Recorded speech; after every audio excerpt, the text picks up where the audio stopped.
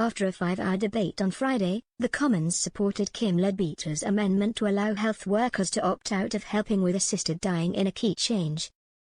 Kim Leadbeater's bid to legalise assisted dying took a step forward on Friday as a key change was backed by MPs. After a 5-hour debate, momentum still appeared behind the Labour MP in her attempt to allow terminally ill adults with 6 months left to apply to end their lives. The Commons supported Ms. Leadbeater's amendment to allow health workers to opt out of helping with assisted dying. A change put forward by an opponent to the bill was defeated. MPs will debate the law once again on June 13 with over 100 amendments tabled.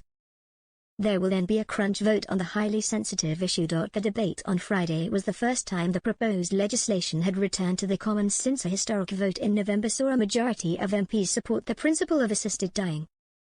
Bringing her bill back to Parliament, Ms. Leadbeater said assisted dying must be legalised to avoid terminally ill people acting out of desperation or making traumatic trips to Dignitas, in Switzerland.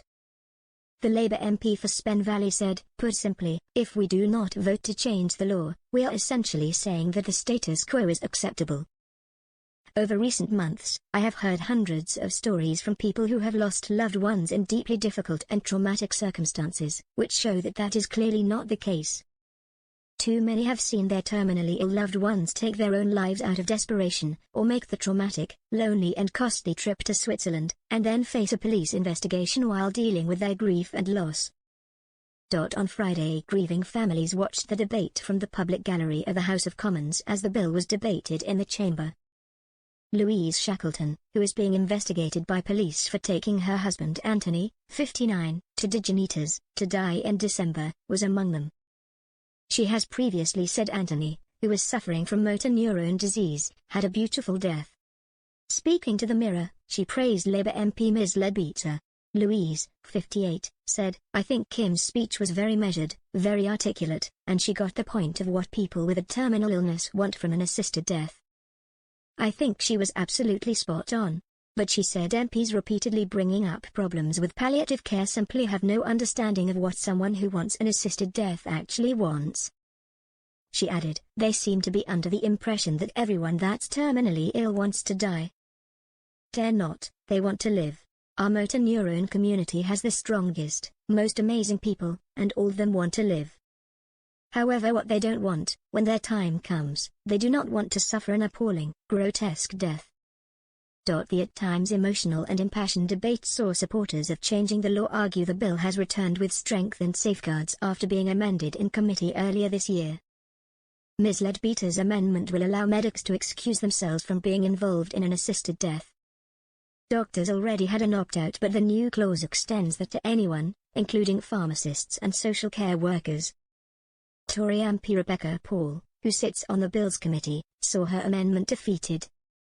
It called for employers opposed to assisted dying to be allowed to prevent their workers from providing the service.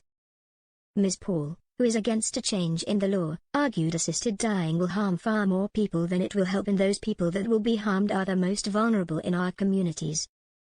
"It really is life or death, so please don't accept anything that isn't good enough," she said. During the debate, multiple MPs raised concerns that patients could shop around for different doctors to grant their assisted dying request if they are initially rejected for the procedure. But Ms. Leadbeater assured the Commons that a report would be produced by a doctor if they felt the patient did not meet the criteria. This would then be passed on to the patient, the coordinating doctor and an assisted dying commissioner overseeing the case.